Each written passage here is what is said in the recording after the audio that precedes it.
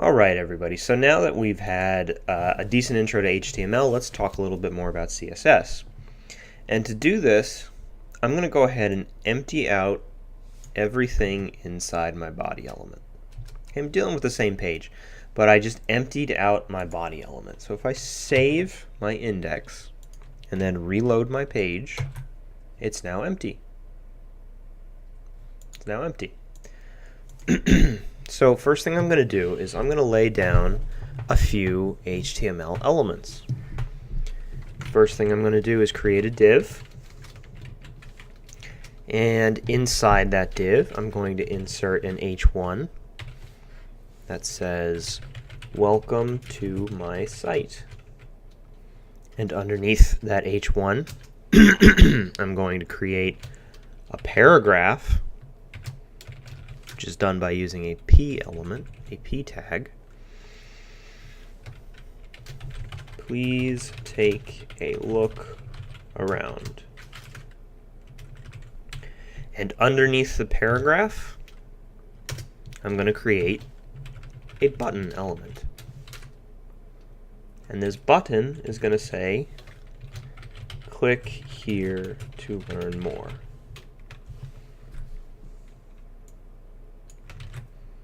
Let's see what that looks like. Alright, here we go. Welcome to my site. Please take a look around. Click here to learn more. My H1 is still red because I still have a little bit of active CSS. So let's take a look at how this CSS works and what it does. In writing CSS, the most common thing you're going to see is these curly braces or curly brackets, if you will. Okay, these curly braces are very, very common symbols, very, very common characters in CSS. So if you see curly braces, it should remind you of CSS, at least at this point in time. Additionally, you'll see colons and semicolons. Colons and semicolons, which are much rarer to see in HTML. So to break down what we have here, this H1 is not an H1 element. It's what's called a CSS selector.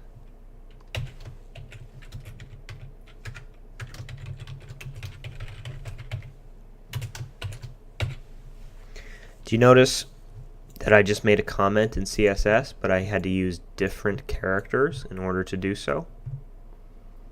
This is how you write a comment in CSS, and you should absolutely write as many comments in your CSS as you do in your HTML, especially at this point, this early on in the course. So that H1 is a CSS selector, and CSS stands for Cascading Style Sheets. Cascading style sheets. Okay, and every CSS selector is going to be followed by a pair of curly braces. Every CSS selector is going to be followed by a pair of curly braces. Then we break up those curly braces, we open them up, and inside those curly braces, we add CSS properties, colon, CSS values, or rather, just values. Okay. This is the format for CSS. So color up here is a CSS property, followed by a colon, and this is the value given to that property. The color of my H1s are red.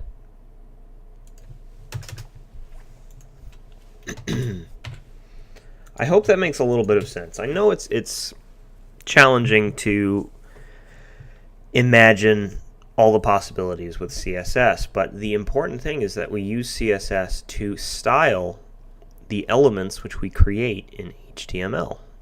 For example, if I asked you to change the color of the paragraph here, if I asked you to change the color of this paragraph to blue, how would you do it? Before you start, I ask that you copy the code that I have in my HTML into your own index.html.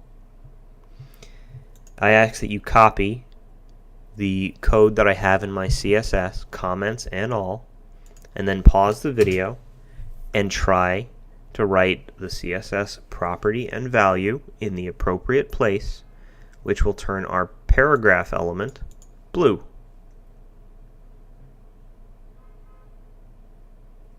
Okay, simple enough, I hope. We add the property color, colon, blue. If I save and reload my page, my paragraph is now blue. So I hope you both wrote this and tested it.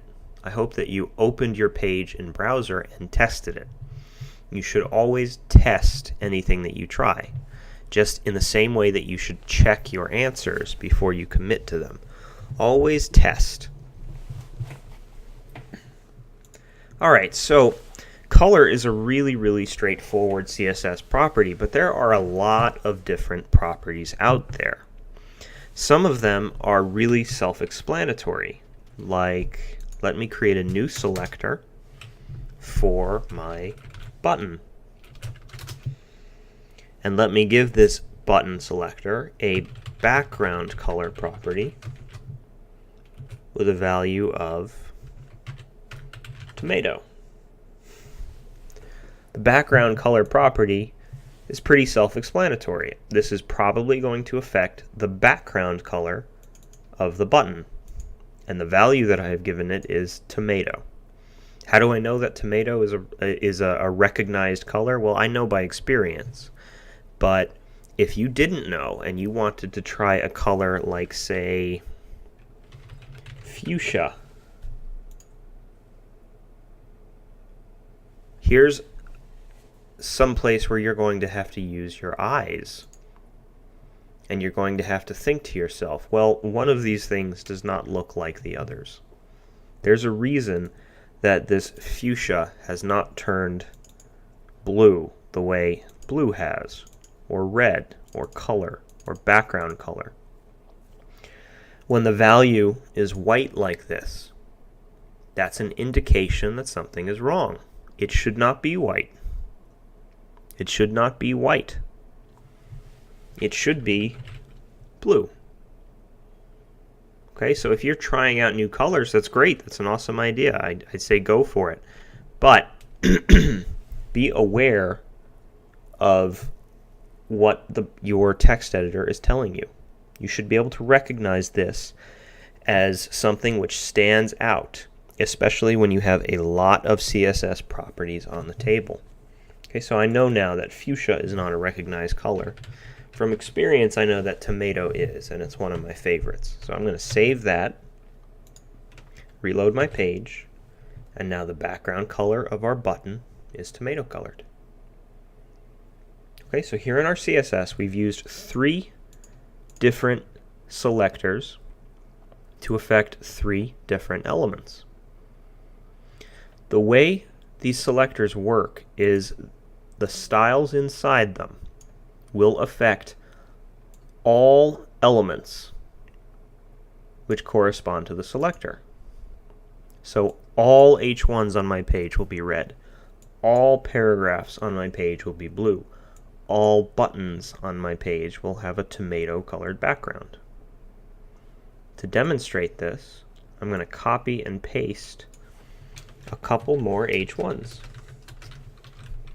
Reload my page, and they are all red. They're all red, so they are all being affected by this selector.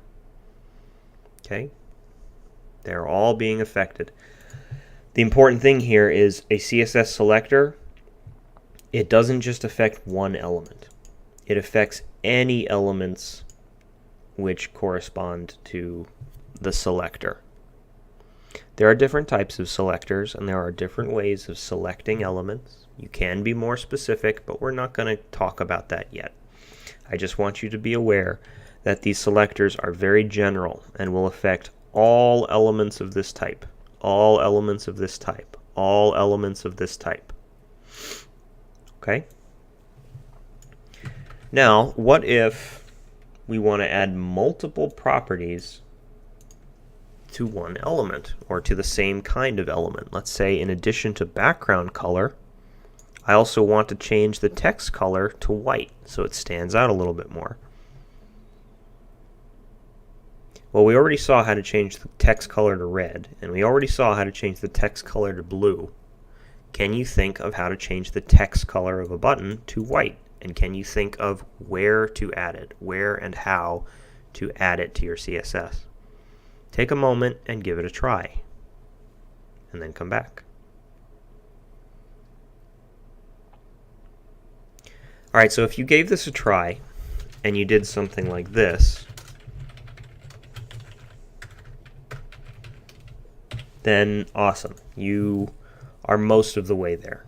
This is correct, and this will work, but this is not in any way best practice. If you did this, or if you did this and you thought, that doesn't quite feel right, maybe there's something else to this, then I would hope that you jumped onto Google and you tried to look for examples of multiple CSS properties on the same element or on the same selector. Okay, I don't want you to arrive here and just take it for granted like, okay, that works, therefore I'm done. That is the equivalent of just showing up. This is one of those things where we need you to go that extra mile. We need you to challenge yourself, even if you feel completely out of your element. This stuff will all feel much more comfortable very, very quickly. But in order for that to happen, you need to challenge yourself first. You need to get outside of your comfort zone. You need to ask yourself all the follow-up questions you can. Okay, so the way to include multiple CSS properties on the same selector is simply like that. We now have two CSS properties, each with their own value, background color of tomato and a color of white. Two CSS properties, two values, two colons, two semicolons, all inside the same pair of curly braces corresponding to the same selector. So let's see what that does. I save my CSS, reload my page, and now our button is tomato colored and white. That's CSS. That is CSS in a nutshell. Okay? As you move forward, as you discover new properties, I strongly recommend that you write comments to yourself, like, this changes the background color of the element. Write yourself as many comments as you can, reminding yourself of what is being affected. Or even, this selects all buttons on my page. The more comments, the better. The better for yourself, the better for any other developer who has to look at your code, and the better for your learning. Okay, so I'm going to take a couple moments to just continue working on this button so you can see what a considerable amount of CSS affecting a single selector might look like. Okay?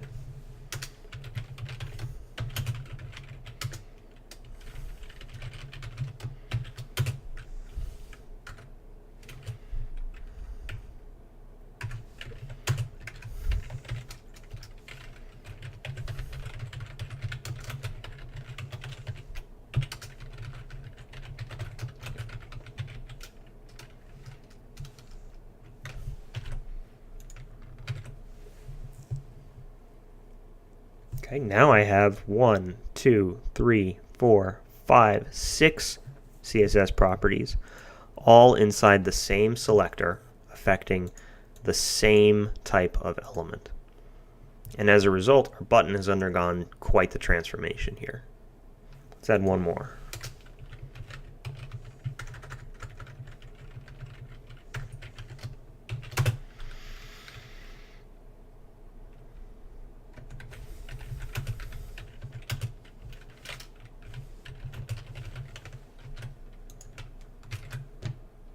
Now our button even has a shadow. Okay? Don't fret if you have no idea what these values mean. That's okay. That's part of the process. But you now know what these are. This is the value. This is the property. These both comprise a CSS selector affecting all buttons on this page. Being able to make that determination alone will take you very, very far. And over the course of the next several videos, we are going to introduce you to some very easy resources for deciphering values like this, or for investigating new properties to see what kind of values you might give them and how those values would affect what you see on screen. Hopefully, this has helped clarify the role of CSS in web development, at the very, very least. Hopefully you've coded along with this video and gotten a little bit of experience in writing some CSS of your own. Now I'd recommend you, if you have this on your own page, you go back in and try to, say, comment these properties out one at a time and see what gets affected. And then write yourself a comment. This adds a shadow behind the button. And then let's turn it back on. Okay? Or alternatively, you could comment out all of them all at once and turn them back on one at a time to see what happens.